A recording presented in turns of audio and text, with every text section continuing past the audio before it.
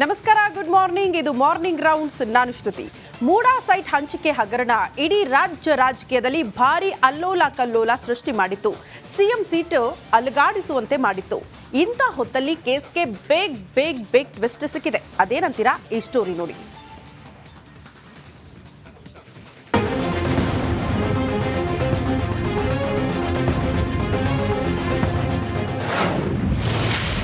MUDA site ಹಂಚಿಕೆ ಹಗರಣದಲ್ಲಿ ಬೇಗ್ twist. 14 site ವಾಪಸ್ ನೀಡಲು ಸಿಎಂ ಪತ್ನಿ ನಿರ್ಧಾರ.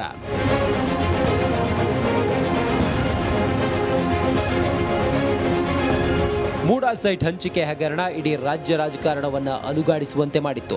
ಸಿದ್ದರಾಮಯ್ಯ ಕೊರಳಿಗೂ ಇದರ ಉರುಳು ಸುತ್ತಿಕೊಂಡಿತ್ತು.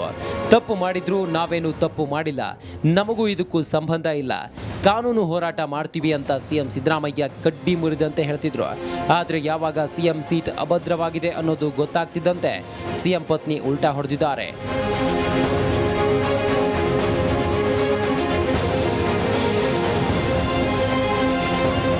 ಮೂಡಾ ಹಗರಣದಲ್ಲಿ ಸ್ಫೋಟಕ ಬೆಳವಣಿಗೆ ಕಂಡು ಬಂದಿದ್ದು, ಮೂಡಾ ಸೈಟ್ ವಾಪಸ್ ನೀಡಲು ಸಿದ್ದರಾಮಯ್ಯ ಪತ್ನಿ ಪಾರ್ವತಿ ನಿರ್ಧರಿಸಿದ್ದಾರೆ. ಇಡಿ ಎಂಟ್ರಿ ಬೆನ್ನಲ್ಲೇ ಮೂಡಾ ಸೈಟ್ ವಾಪಸ್ ನೀಡುವುದಾಗಿ ಮೂಡಾ ಆಯುಕ್ತರಿಗೆ ಸಿಎಂ ಪತ್ನಿ ಪಾರ್ವತಿ ಪತ್ರ ಬರೆದಿದ್ದಾರೆ. ಇವರಿಗೆ ಆಯುಕ್ತರು ಮೈಸೂರು ನಗರಾಭಿವೃದ್ಧಿ ಪ್ರಾಧಿಕಾರ, ಝಾನ್ಸಿ ಲಕ್ಷ್ಮೀಬಾಯಿ ರಸ್ತೆ, ಮೈಸೂರು, ಕರ್ನಾಟಕ 570005 ಇಂದ ಶ್ರೀಮತಿ ಪಾರ್ವತಿ, ವೈಫ್ ಆಫ್ ಶ್ರೀ ಸಿದ್ದರಾಮಯ್ಯ, ಕಾವೇರಿ ನಿವಾಸ, ಕುಮಾರ ಕೃಪಾ ರಸ್ತೆ, ಬೆಂಗಳೂರು. ಮಾನ್ಯರೇ, ಮೈಸೂರಿನ ಕೆಸರೆ ಗ್ರಾಮದ ಸರ್ವೆ ನಂಬರ್ 464ರಲ್ಲಿ 3 ಎಕರೆ 16 ಗುಂಟೆ ಜಮೀನನ್ನ ಪ್ರಾಧಿಕಾರ ಭೂ ಸ್ವಾಧೀನ ಇಲ್ಲದೆ ಉಪಯೋಗಿಸಿಕೊಂಡಿದ್ದಕ್ಕಾಗಿ ಪರಿಹಾರದ ಬದಲಾಗಿ ವಿಜಯನಗರದ 3 ಮತ್ತು 4ನೇ ಹಂತದಲ್ಲಿ ನನಗೆ ಮಂಜೂರು ಮಾಡಲಾದ 14 ನಿವೇಶನಗಳನ್ನು ಹಿಂದಿರುಗಿಸುವ ಕುರಿತು ಈ ಮೇಲ್ಕಂಡ ವಿಚಾರಕ್ಕೆ ಸಂಬಂಧಪಟ್ಟಂತೆ ಮೈಸೂರು ತಾಲೂಕು ಕಸಬಾ ಹೋಬಳಿ ಕೆಸರೆ ಗ್ರಾಮದ ಸರ್ವೆ ನಂಬರ್ 464ರಲ್ಲಿ 3 ಎಕರೆ 16 ಗುಂಟೆ ವಿಸ್ತೀರ್ಣದ ನನ್ನ ಜಮೀನನ್ನ ಪ್ರಾಧಿಕಾರ ಭೂ ಸ್ವಾಧೀನ ಇಲ್ಲದೆ ಉಪಯೋಗಿಸಿಕೊಂಡಿದ್ದಕ್ಕಾಗಿ ಮೈಸೂರು ನಗರಾಭಿವೃದ್ಧಿ ಪ್ರಾಧಿಕಾರದಿಂದ ಪರಿಹಾರವಾಗಿ ವಿಜಯನಗರದ 3 ಮತ್ತು 4ನೇ ಹಂತದಲ್ಲಿ ವಿವಿಧ ಅಳತೆಯ 14 ನಿವೇಶನಗಳನ್ನು ಮಂಜೂರು ಮಾಡಿರುವುದು ನಿಮಗೆ ತಿಳಿದಿದೆ. ಮುಂದುವರೆದು ಮೈಸೂರು ನಗರಾಭಿವೃದ್ಧಿ ಪ್ರಾಧಿಕಾರದಿಂದ ನನ್ನ ಪರವಾಗಿ ಕಾರ್ಯಗತಗೊಳಿಸಿದ 14 ನಿವೇಶನಗಳ ಕ್ರಯ ಪತ್ರಗಳನ್ನು ರದ್ದುಗೊಳಿಸುವ ಮೂಲಕ ನಾನು ಪರಿಹಾರದ ನಿವೇಶನಗಳನ್ನು ಒಪ್ಪಿಸೋದಕ್ಕೆ ಮತ್ತು ಹಿಂದಿರುಗಿಸೋದಕ್ಕೆ ಬಯಸ್ತೇನೆ. ನಿವೇಶನಗಳ ಸ್ವಾಧೀನವನ್ನ ಕೂಡ ಮೈಸೂರು ನಗರಾಭಿವೃದ್ಧಿ ಪ್ರಾಧಿಕಾರಕ್ಕೆ ಮರಳಿ ಹಸ್ತಾಂತರಿಸ್ತಾ ಇದ್ದೀನಿ. ದಯವಿಟ್ಟು ಈ ನಿಟ್ಟಿನಲ್ಲಿ ಆದಷ್ಟು ಬೇಗ ಅಗತ್ಯ ಕ್ರಮಗಳನ್ನ ಕೈಗೊಳ್ಳಿ. ವಂದನೆಗಳೊಂದಿಗೆ ತಮ್ಮ ವಿಶ್ವಾಸಿ ಪಾರ್ವತಿ. ಹೀಗೆ ಮೂಡಾ ಆಯುಕ್ತರಿಗೆ ಸಿಎಂ ಸಿದ್ದರಾಮಯ್ಯ ಪತ್ನಿ ಪಾರ್ವತಿ ಪತ್ರ ಬರೆದಿದ್ದಾರೆ. ಹೀಗೆ ಪತ್ರ ಬರೆಯುವ ಮೂಲಕ ತಾವು ತಪ್ಪು ಮಾಡಿರೋದಾಗಿ ಒಪ್ಪಿಕೊಂಡಂತೆ ಕಾಣುತ್ತಿದೆ. ವಿಪಕ್ಷಗಳು ಇದನ್ನೇ ಅಸ್ತ್ರವಾಗಿ ಮಾಡಿಕೊಳ್ಳುವುದು ಫಿಕ್ಸ್ ಆಗಲಿದೆ. Bureau report, Republic Kannada.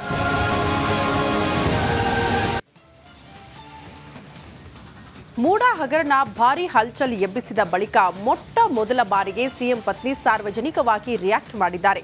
ಮಾಧ್ಯಮಗಳಿಗೆ ಸಿದ್ದು ಪತ್ನಿ ಪತ್ರ ಭಾವನಾತ್ಮಕವಾಗಿ ಒಂದು ಪತ್ರ ಕೂಡ ಬರೆದಿದ್ದಾರೆ. ಏನೆಲ್ಲ ಉಲ್ಲೇಖ ಮಾಡಿದ್ದಾರೆ ಆ ಕುರಿತ ಒಂದು ರಿಪೋರ್ಟ್ ಇಲ್ಲಿದೆ ನೋಡಿ. ಮೂಡಾ ಕೇಸ್ ಕುರಿತು ಸಿಎಂ ಪತ್ನಿ ಫಸ್ಟ್ ರಿಯಾಕ್ಷನ್. ಮಾಧ್ಯಮಗಳಿಗೆ ಭಾವನಾತ್ಮಕ ಪತ್ರ ಬರೆದ ಪಾರ್ವತಿ. ಸಿದ್ದರಾಮಯ್ಯರ ರಾಜಕೀಯ ಭವಿಷ್ಯದಲ್ಲೇ ಎಲ್ಲೂ ಕಾಣಿಸಿಕೊಳ್ಳದ ಅವರ ಪತ್ನಿ ಮೂಡಾ ಹಗರಣ ಸಂಬಂಧ ಮೊದಲ ಬಾರಿಗೆ ರಿಯಾಕ್ಟ್ ಮಾಡಿದ್ದಾರೆ. ಸಾರ್ವಜನಿಕವಾಗಿ ಎಲ್ಲಿಯೂ ಕಾಣಿಸಿಕೊಳ್ಳದ ಪಾರ್ವತಿಯವರು ಮೂಡಾ ಹಗರಣದಿಂದಾಗಿ ಮಾಧ್ಯಮಗಳಿಗೆ ಪತ್ರ ಬರೆದಿದ್ದಾರೆ. ಮಾಧ್ಯಮಗಳಿಗೆ ಸಿದ್ದು ಪತ್ನಿ ಪತ್ರ. ನನ್ನ ಪತಿಯಾಗಿರುವ ರಾಜ್ಯದ ಮುಖ್ಯಮಂತ್ರಿ ಸಿದ್ದರಾಮಯ್ಯನವರು ತಮ್ಮ 40 ವರ್ಷದ ಸುದೀರ್ಘ ರಾಜಕಾರಣದಲ್ಲಿ ಯಾವುದೇ ಸಣ್ಣ ಕಳಂಕವೂ ಅಂಟಿಕೊಳ್ಳದಂತಹ ನೈತಿಕತೆಯನ್ನ ರಥದಂತೆ ಪಾಲಿಸಿಕೊಂಡು ಬಂದವರು. ರಾಜಕೀಯವೂ ಸೇರಿದಂತೆ ಸಾರ್ವಜನಿಕ ಜೀವನದಲ್ಲಿ ಕಾಣಿಸಿಕೊಂಡು ಅವರಿಗೆ ಮುಜುಗರ ಉಂಟು ಮಾಡಬಾರದು ಅನ್ನೋ ನಿರ್ಧಾರಕ್ಕೆ ಬದ್ಧಳಾಗಿ ಬದುಕಿದವಳು. ನಾನ್ ಯಾವತ್ತೂ ಕೂಡ ಮನೆ, ಆಸ್ತಿ, ಚಿನ್ನ, ಸಂಪತ್ತನ್ನ ಬಯಸಿದವಳಲ್ಲ. ಯಾವುದೇ ಕಾರಣಕ್ಕೂ ನನ್ನಿಂದ ಅವರ ರಾಜಕೀಯ ಜೀವನಕ್ಕೆ ಒಂದು ಸಣ್ಣ ಹನಿಯಷ್ಟು ಕಳಂಕ ತಟ್ಟಬಾರ್ದು ಅನ್ನೋ ಎಚ್ಚರಿಕೆಯಿಂದ ನಡೆದುಕೊಂಡವಳು. ನನ್ನ ಪತಿಗೆ ರಾಜ್ಯದ ಜನತೆ ಹರಿಸುತ್ತಾ ಬಂದ ಪ್ರೀತಿ ಅಭಿಮಾನಗಳನ್ನ ದೂರದಿಂದಲೇ ಕಂಡು ಸಂತೋಷ ಮತ್ತು ಹೆಮ್ಮೆ ಪಟ್ಟವಳು. ಹೀಗಿದ್ರೂ ಮೈಸೂರಿನ ಮೂಡ ನಿವೇಶನಕ್ಕೆ ಸಂಬಂಧಪಟ್ಟಂತೆ ಕೇಳಿ ಬಂದ ಆರೋಪಗಳಿಂದ ನಾನು ಗಾಸಿಗೊಂಡಿದ್ದೇನೆ. ನನ್ನ ಸ್ವಂತ ಸೋದರ ಅರಿಶಿನ ಕುಂಕುಮದ ಭಾಗವಾಗಿ ಕೊಟ್ಟ ಜಮೀನಿನ ಬಾಬ್ತು ಪಡೆದ ನಿವೇಶನಗಳು ಇಷ್ಟೊಂದು ರಾಧಾಂತ ಆಗುತ್ತೆ, ಇದರಿಂದ ನನ್ನ ಪತಿಯವರು ಅನ್ಯಾಯವಾಗಿ ಆರೋಪಗಳನ್ನ ಎದುರಿಸುವಂತಾಗುತ್ತೆ ಅನ್ನೋದನ್ನ ನಾನು ಊಹಿಸಿದವಳೂ ಅಲ್ಲ. ನನ್ಗೆ ಈ ನಿವೇಶನ, ಮನೆ, ಆಸ್ತಿ, ಸಂಪತ್ತು ಯಾವುದೂ ಕೂಡ ನನ್ನ ಪತಿಯ ಗೌರವ, ಘನತೆ, ಮರ್ಯಾದೆ ಮತ್ತು ಅವರ ನೆಮ್ಮದಿಗಿಂತ ದೊಡ್ಡದಲ್ಲ. ಇಷ್ಟು ವರ್ಷಗಳ ಕಾಲ ಅಧಿಕಾರದಲ್ಲಿದ್ದವರಿಂದ ಏನನ್ನೂ ನನಗಾಗ್ಲಿ ನನ್ನ ಕುಟುಂಬಕ್ಕಾಗಿ ಬಯಸದೇ ಇದ್ದ ನನಗೆ ಈ ನಿವೇಶನಗಳು ತೃಣಕ್ಕೆ ಸಮ. ಈ ಹಿನ್ನೆಲೆಯಲ್ಲಿ ವಿವಾದಕ್ಕೆ ಕಾರಣವಾಗಿರುವ ಮೂಡಾದ 14 ನಿವೇಶನಗಳನ್ನ ವಾಪಸ್ ಕೊಡುವುದಕ್ಕೆ ನಿರ್ಧರಿಸಿದ್ದೇನೆ. ಈ ಬಗ್ಗೆ ನನ್ನ ಪತಿಯವರ ಅಭಿಪ್ರಾಯ ಏನಿದೆ ಅನ್ನೋದು ನನಗೆ ತಿಳಿದಿಲ್ಲ. ನನ್ನ ಮಗನ ಬಳಿಯಾಗ್ಲಿ, ನನ್ನ ಕುಟುಂಬದ ಇತರ ಸದಸ್ಯರ ಬಳಿಯಾಗ್ಲಿ ಇದ್ರ ಬಗ್ಗೆ ನಾನು ಚರ್ಚೆ ಮಾಡಿಲ್ಲ. ಇದು ನಾನು ನನ್ನ ಆತ್ಮ ಸಾಕ್ಷಿಯ ಕರೆಗೆ ಓಗೊಟ್ಟು ಪ್ರಜ್ಞಾಪೂರ್ವಕವಾಗಿ ಕೈಗೊಂಡಿರುವ ತೀರ್ಮಾನ. ಈ ಹಂತದಲ್ಲಿ ಇಂತಹ ನಿರ್ಧಾರಕ್ಕೆ ಏಕೆ ಬಂದ್ರಿ ಅಂತ ಯಾರಾದ್ರೂ ಕೇಳಬಹುದು. ಆರೋಪ ಕೇಳಿ ಬಂದ ದಿನವೇ ನಾನು ಈ ನಿರ್ಧಾರ ಮಾಡಿದ್ದೆ. ಆದ್ರೆ ಈ ಮೂಡ ನಿವೇಶನ ಹಂಚಿಕೆಯ ಆರೋಪವನ್ನ ರಾಜಕೀಯ ದುರುದ್ದೇಶದಿಂದ ಮಾಡಲಾಗಿದ್ದು, ಈ ಅನ್ಯಾಯದ ವಿರುದ್ಧ ಹೋರಾಡಬೇಕು, ಅವರ ಸಂಚಿಗೆ ನಾವು ಬಲಿಯಾಗಬಾರ್ದು ಅಂತ ಕೆಲ ಹಿತೈಷಿಗಳು ಹೇಳಿದ ಕಾರಣಕ್ಕೆ ನಿವೇಶನ ವಾಪಸ್ ಮಾಡಬೇಕೆಂಬ ನಿರ್ಧಾರವನ್ನ ಕೈಬಿಟ್ಟಿದ್ದೆ. ನನ್ನ ಈ ನಿರ್ಧಾರ ಅಚಲ ಆಗಿದ್ದು, ಈ ನಿವೇಶನಗಳನ್ನ ವಾಪಸ್ ನೀಡೋದ್ರ ಜೊತೆಗೆ ಮೂಡಾಗೆ ಸಂಬಂಧಿಸಿದ ಎಲ್ಲಾ ಆರೋಪಗಳ ಬಗ್ಗೆ ಸಮಗ್ರ ತನಿಖೆ ಮಾಡಬೇಕು ಅಂತ ಆಗ್ರಹಿಸ್ತೀನಿ. ಕೊನೆಯದಾಗಿ ಎಲ್ಲ ರಾಜಕೀಯ ಪಕ್ಷದ ನಾಯಕರು ಮತ್ತು ಮಾಧ್ಯಮ ಕ್ಷೇತ್ರದ ಬಂಧುಗಳಲ್ಲಿ ನನ್ನ ವಿನಮ್ರ ವಿನಂತಿ, ದಯವಿಟ್ಟು ರಾಜಕೀಯ ಕ್ಷೇತ್ರದಿಂದ ದೂರ ಇದ್ದು ತಂಪಾಡಿಗೆ ತಾವಿರುವ ರಾಜಕೀಯ ಕುಟುಂಬದ ಹೆಣ್ಣು ಮಕ್ಕಳನ್ನ ರಾಜಕೀಯ ದ್ವೇಷ ಸಾಧನೆಗಾಗಿ ವಿವಾದದ ಕಣಕ್ಕೆ ಎಳೆದು ತಂದು ಅವರ ಘನತೆ, ಗೌರವಗಳಿಗೆ ಹಾನಿ ಮಾಡಬೇಡಿ. ಶ್ರೀಮತಿ ಪಾರ್ವತಿ. ಹೀಗಂತ ಮಾಧ್ಯಮದವರಿಗೆ ಪರಿಪರಿಯಾಗಿ ಭಾವನಾತ್ಮಕವಾಗಿ ಪತ್ರ ಬರೆದಿದ್ದಾರೆ. ಆದರೆ ಈ ಪತ್ರದ ಹಿಂದೆ ಬೇರೆ ಯಾವುದಾದ್ರೂ ಉದ್ದೇಶ ಇದೆಯಾ ಅಥವಾ ಮೂಡ ಹಗರಣದಿಂದ ನುಣುಚಿಕೊಳ್ಳುವ ಯತ್ನವ ಅಂತ ಭಾರೀ ಚರ್ಚೆಗೆ ಗ್ರಾಸವಾಗಿದೆ. ಇದಕ್ಕೆ ಸಿಎಂ ಸಿದ್ದರಾಮಯ್ಯ ಹೇಗೆ ರಿಯಾಕ್ಟ್ ಮಾಡ್ತಾರೆ ಕಾದು ನೋಡಬೇಕಿದೆ. Bureau report, Republic Kannada.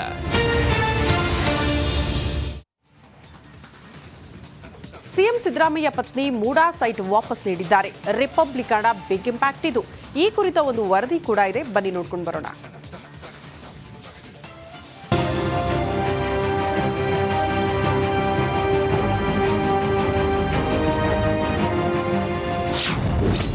ಹದಿನಾಲ್ಕು ಸೈಟ್ ಹಿಂದಿರುಗಿಸಲು ನಿರ್ಧಾರ. ರಿಪಬ್ಲಿಕ್ ಕನ್ನಡದ ಬಿಗ್ ಇಂಪ್ಯಾಕ್ಟ್. ಮೂಡ ಹಗರಣ ಪ್ರಕರಣ ಇದೀಗ ಹೊಸ ತಿರುವು ಪಡೆದುಕೊಳ್ಳುತ್ತಿದೆ.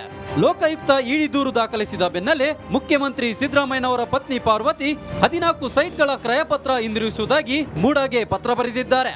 ರಿಪಬ್ಲಿಕ್ ಕನ್ನಡದ ನಿರಂತರ ವರದಿಗೆ ಸಿಎಂ ಪತ್ನಿ ಪಾರ್ವತಿ ಮಣಿದಿದ್ದಾರೆ. ಹೌದು, ಮೈಸೂರಿನ ವಿಜಯನಗರದ 3 ಮತ್ತು 4ನೇ ಹಂತದಲ್ಲಿ ಪಡೆದ 14 ನಿವೇಶನಗಳನ್ನು ಹಿಂದಿರುಗಿಸುವುದಾಗಿ ಸಿಎಂ ಪತ್ನಿ ಪಾರ್ವತಿ ಮೂಡ ಆಯುಕ್ತರಿಗೆ ಪತ್ರ ಬರೆದಿದ್ದಾರೆ. ಸಿದ್ದರಾಮಯ್ಯನವರಿಗೆ ರಾಜಕೀಯವಾಗಿ ಆಗುತ್ತಿರುವ ಸಂಕಷ್ಟವನ್ನು ನೋಡಲಾಗದೆ ಪತ್ನಿ ನಿರ್ಧಾರಕ್ಕೆ ಬಂದಿದ್ದಾರೆ. ಈ ಬಗ್ಗೆ ಖುದ್ದು ಪಾರ್ವತಿ ಮೂಡಗೆ ಬರೆದ ಪತ್ರದಲ್ಲಿ ಸ್ಪಷ್ಟವಾಗಿ ಉಲ್ಲೇಖಿಸಿದ್ದಾರೆ.